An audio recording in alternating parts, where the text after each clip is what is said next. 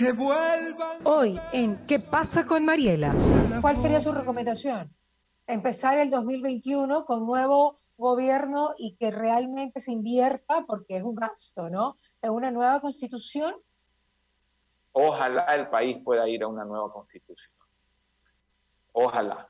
Con el auspicio de Municipio de Quito, Interagua, Nature's Garden, Banco del Pacífico, Calipto, McCormick, Mave, Cruz Roja Ecuatoriana, Alacena, Don Vittorio, CFN, Municipio de Guayaquil, Diners Club y Ceviches de la Rumiñahui. El día de hoy estamos pues en qué pasa, pero ahora con la pandemia y todo lo que está sucediendo.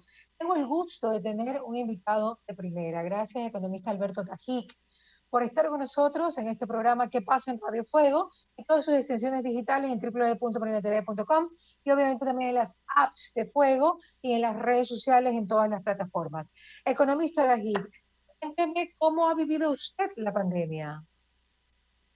Bueno, con el aislamiento, con la prudencia que había que hacerlo y trabajando, yo creo, más horas que antes. ¿Por qué?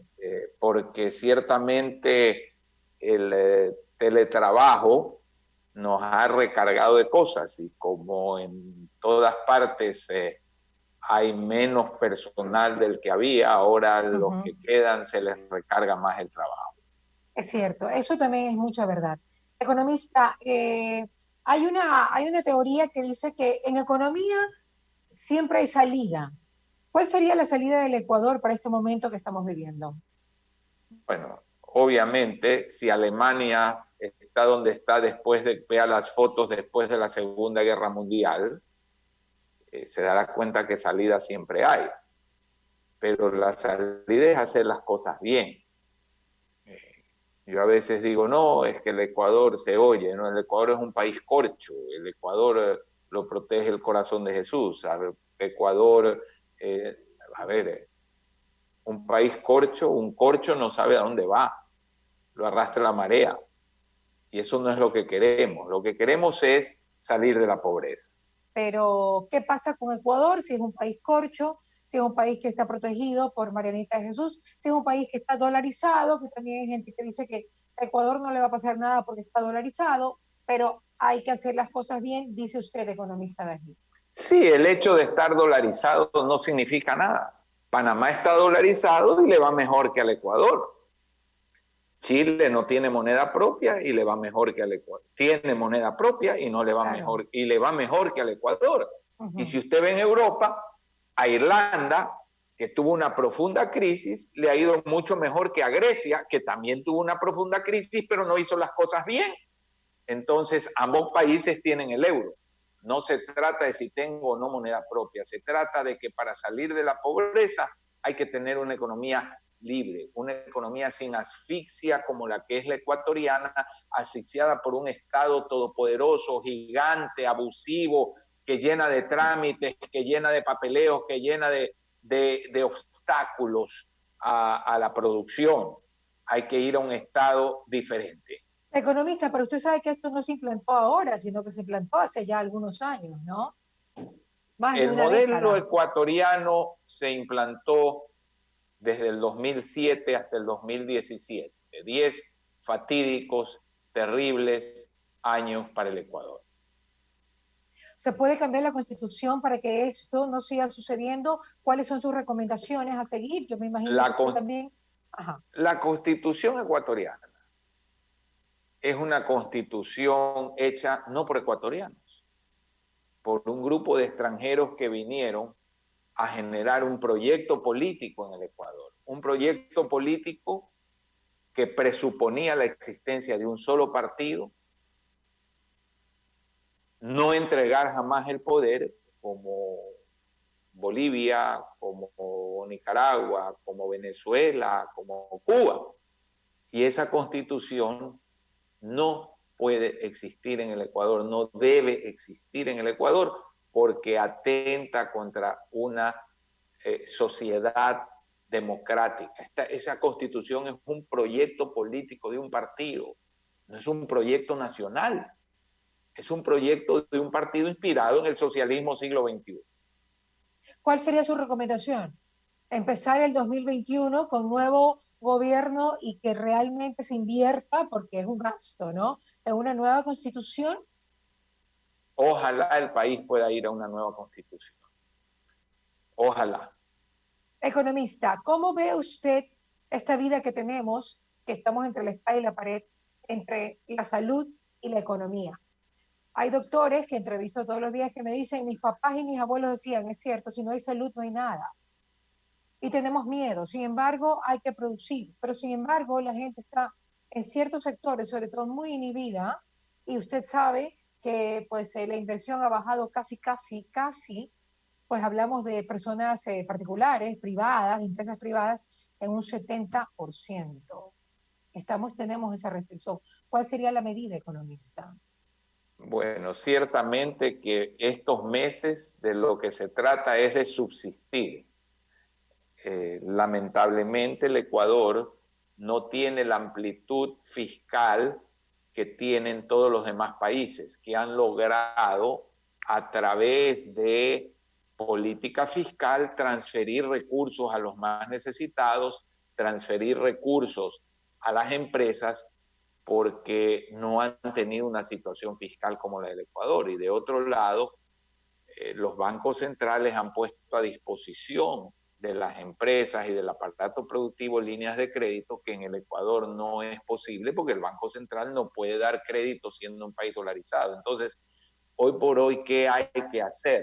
Hay que tratar de traer la mayor cantidad de crédito externo posible y trasladarlo hacia los sectores productivos para mantener el aparato productivo ecuatoriano. Y tenemos que ser sumamente vigilantes que ese crédito no se use para pagar sueldos, que sería cavar una tumba de 500 metros de profundidad.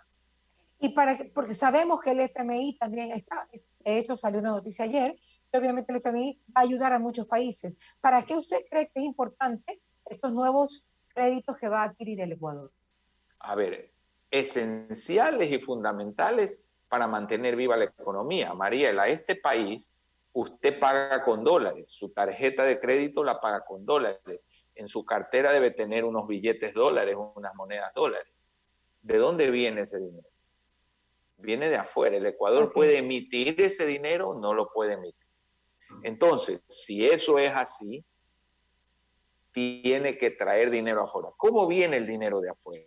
Bueno, porque usted exporta, por ejemplo. Claro. Eso le trae divisas. ¿Está bollante el camarón? No, ha caído el precio. El banano también. El petróleo tampoco. Entonces las exportaciones no van a crecer para generarnos, claro, ¿verdad? Así es, ahora uno dice, bueno, los inmigrantes que mandan remesas van a mandar menos si están desempleados en España, en Italia, en Estados Unidos. No están ganando lo mismo. Entonces, ¿de dónde puede venir dinero para que el Ecuador tenga medios de pagos y subsista? Solo puede venir de un endeudamiento razonable, racional, que tiene que ser fundamentalmente conseguido con organismos de desarrollo y con el Fondo Monetario Internacional, para que un acuerdo con todos ellos viabilice también el conseguir algo de recursos del mercado de capitales. ¿A usted no le parece que la dolarización fue una de las buenas cosas que le pasó al Ecuador? ¿Usted cuando era gobierno alguna vez le pasó por la cabeza dolarizarse? Bueno, si usted lee un artículo mío de Diario del Universo escrito en octubre del año 98, octubre del año 98, 14 meses, 15 meses antes de que el país dolarizara.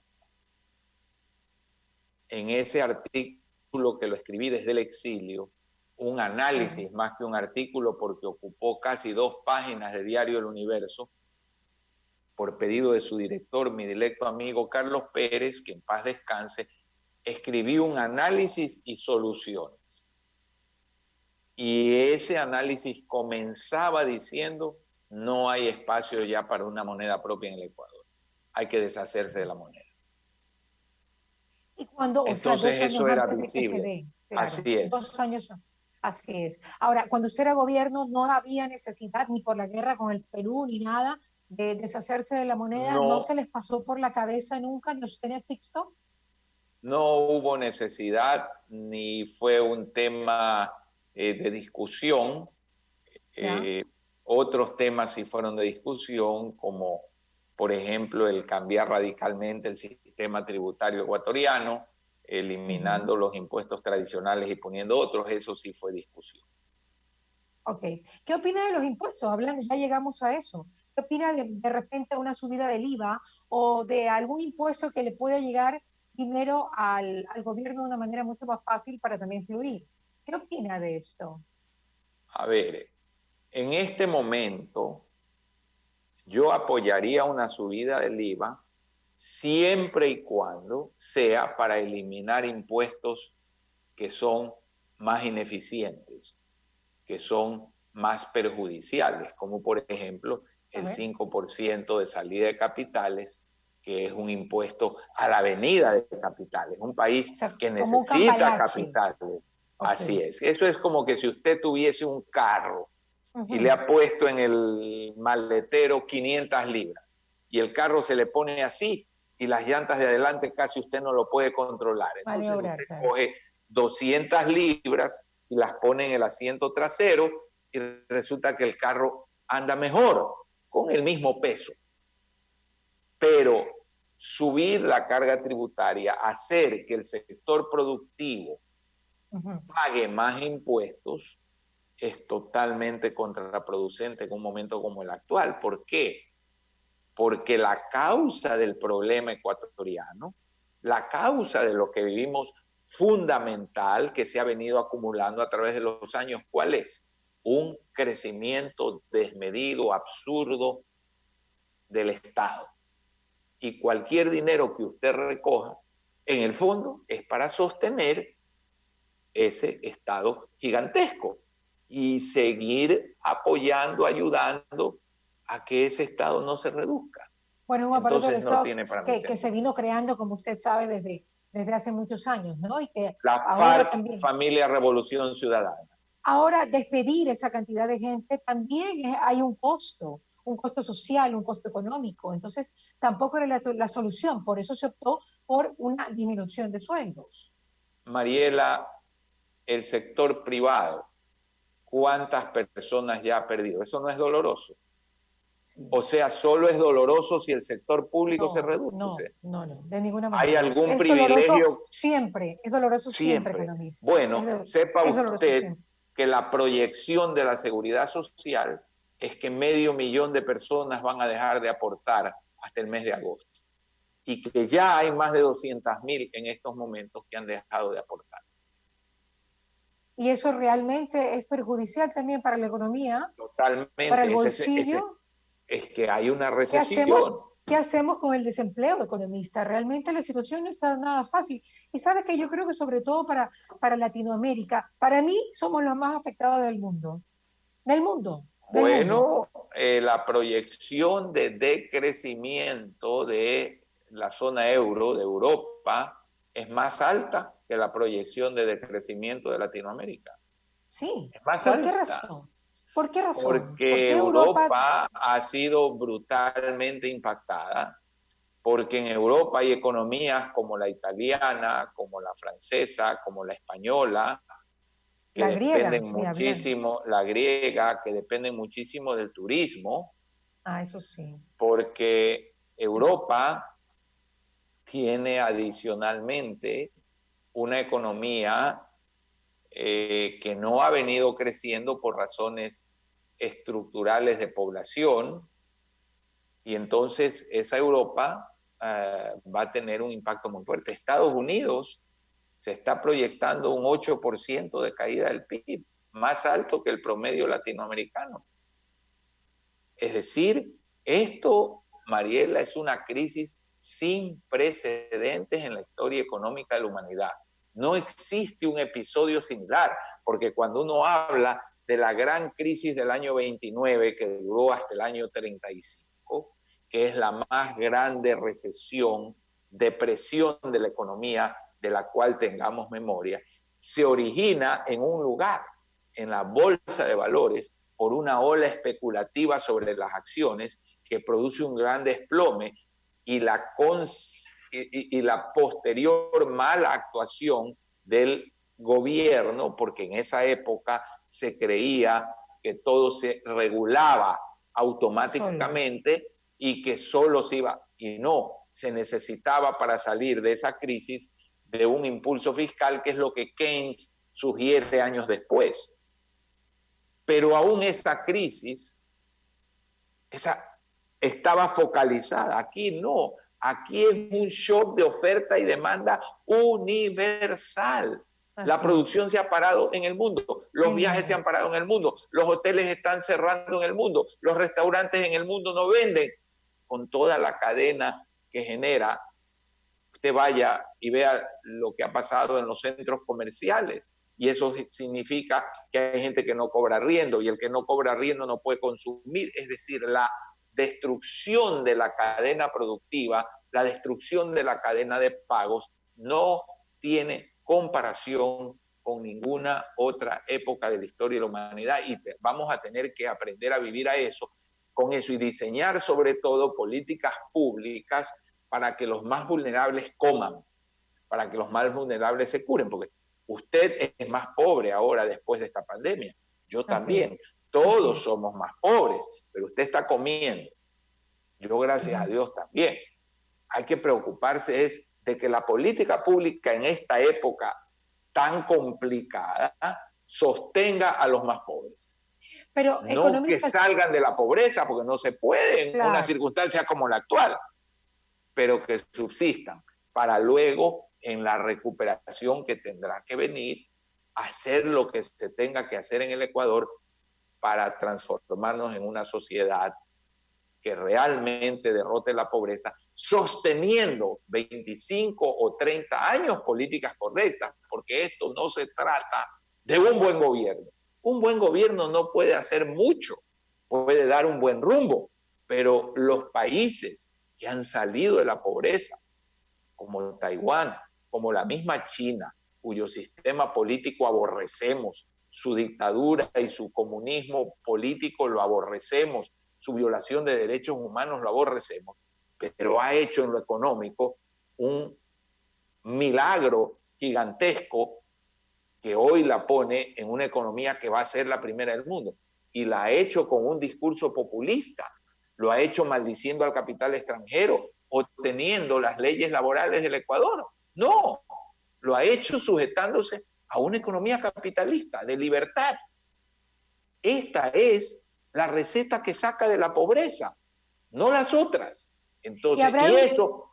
¿Cuánto la China ha demorado? 50 años, 50, desde los años 70. Sí, pero digamos que la China tampoco es un ejemplo total, porque vive en una dictadura terrible, pues economista. Yo tampoco podría decir que a pesar de que les va súper bien económicamente, pero no sabemos qué pasa tampoco en la China profunda.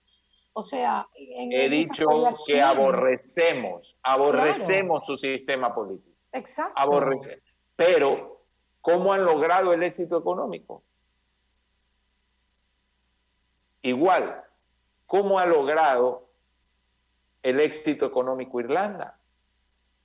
¿Y cómo los países que hoy son los más ricos del mundo han logrado vencer la pobreza? ¿Con socialismo? No necesariamente, no necesariamente. No necesariamente. Ningún país con socialismo, así es, con una economía socialista dirigida por el Estado, ha vencido la pobreza. Cuando yo oigo que los países nórdicos son socialistas, y son socialistas para distribuir, pero para producir, no son más capitalistas que los capitalistas de mercado. Obvio, de acuerdo. Eso es lo que tenemos que entender.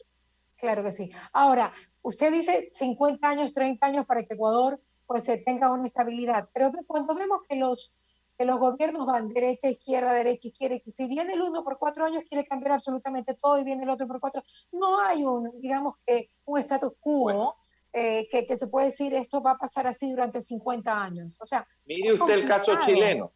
El caso chileno, hay una transformación con un régimen dictatorial cuya política de represión no puede ser apoyada por nadie, cuya política de desaparición de gente no puede ser apoyada por nadie, pero hace una transformación económica. ¿Y quién gobierna después a Chile? Olwin, la señora Bachelet, el presidente Lagos, Claro, el presidente izquierda, Frey, derecha, izquierda, derecha, izquierda, derecha. todos, Claro. Mariela, de centro-izquierda, Claro, respetan ese modelo. Viene después el señor Piñera, respeta el modelo. Vuelve a gobernar Bachelet, respeta el modelo. ¿Qué es lo que se logró en Chile? Entender que la economía no debe ser sujeta o no debe estar al vaivén de la política, debe estar al servicio del país y que esas grandes metas no se tocan. Y ahí es que un país sale adelante. claro. La de Argentina, inmensamente más rica en recursos naturales, no lo ha podido Primer hacer. mundo en los 50, primer mundo en los 50. Mariela, uno de los 5 países más ricos del mundo per Sí. cápita a comienzos del siglo XX. Así 5. es. El mismo nivel de vida de Estados Unidos, Alemania, Inglaterra y Francia lo Así es. tenía Argentina. ¿Y qué le pasó a Argentina? ¿Quién La le receta llegó? latinoamericana populista, el señor Perón y unas élites que no entendieron la modernización, que no entendieron la eficiencia, que se fueron por los privilegios, por los amarres, por las cuotas, y ahí se quedaron desperdiciando una oportunidad de ser primer mundo de verdad. ¿Cómo ve usted los candidatos a presidentes pues, para las próximas elecciones? ¿Qué vislumbra? Vamos a ver cuando se Esta noche inscriban, también. Mariela. Vamos a ver cuando se inscriban. Cuando se inscriba, pero ya hay algunos por allí, ¿ah? Hay unos 5 o 6 que suenan. ¿Les tiene fe a todos o hay a algunos que no les tienen Vamos a nada ver de cuando fe? se inscriban. Vamos a ver cuando se inscriban. No quiere adelantarse el tema. No, vamos a ver cuando se inscriban y qué se propone. Yo lo único que sé es que el país necesita una gran unidad. Sin Eso una sí. gran unidad no se puede hacer nada. Un país que no dialoga es un país que miente. ¿Usted se considera un hombre de centro derecha, de derecha? Yo no me ¿De centro? autocalifico de nada. Yo soy un hombre que he tenido mis ideas, las mismas, las he repetido 40 años, tengo un pensamiento que no ha sido ambiguo, he sostenido las mismas tesis, cómo me califiquen no me interesa, es de derecha, soy de derecha, no, aquí lo que creo es que hay principios, tesis que hay que sostener. Y lo más importante, pragmatismo para resolver los problemas. Así es, muy rápidos también. Economista, ya para finalizar, ¿qué nos recomiendan los ecuatorianos que estamos subsistiendo para que realmente lo podamos hacer? No sé si decir la palabra exitosamente, pero por lo menos subsistir. Porque a muchas personas se le acaban los ahorros, no hay el mismo retorno de ingresos. O sea, ¿qué se hace cuando estamos hablando de una gran clase media que pues tiene que salir adelante? El Ecuador va a necesitar, Mariela, entender que si todos son más pobres hay que renegociar sueldos, renegociar arriendos, renegociar condiciones de los contratos. Les recomiendo a los ecuatorianos entender eso, que si no hay la aceptación de todos, de que todo se tiene que renegociar, no vamos a poder salir adelante. Entender eso, entender que hay que sentarse las empresas a negociar, sus trabajadores, sus acreedores, todos tenemos que sentarnos a renegociar nuestra situación y haciéndolo vamos a lograr subsistir. ¿Qué pasa usted? ¿Qué opina usted de ese pueblo ecuatoriano que ha sido, cuando recién empezó la pandemia, muchos agoreros decían, el pueblo va a salir a asaltar? Y no salió el pueblo. Los que asaltan ya sabemos quiénes son, no es el pueblo. Pero esta pandemia nos ha indicado quiénes asaltan. El pueblo es trabajador, el pueblo es sabio, el pueblo es intuitivo y es brillante para subsistir.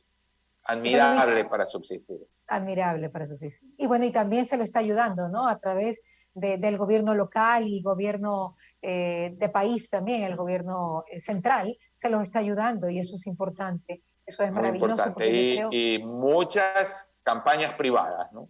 Y muchas campañas privadas, no hay que dejar de nombrarlo y recalcarlo. Economista, para mí un gustazo entrevistarlo. Primera vez que Gracias, se deja Mariela. entrevistar, yo creo. No. No tocamos temas personales. No, a lo más mínimo. Un gusto, Mariela. Igual, un abrazo, economista. ¿Qué pasa con Mariela? Fue presentado gracias al auspicio de Municipio de Quito, Interagua, Nature's Garden, Banco del Pacífico, Calipto, McCormick, Mave, Cruz Roja Ecuatoriana, Alacena, Don Vittorio, CFN, Municipio de Guayaquil, Diners Club y Ceviches de la Rumiñahui.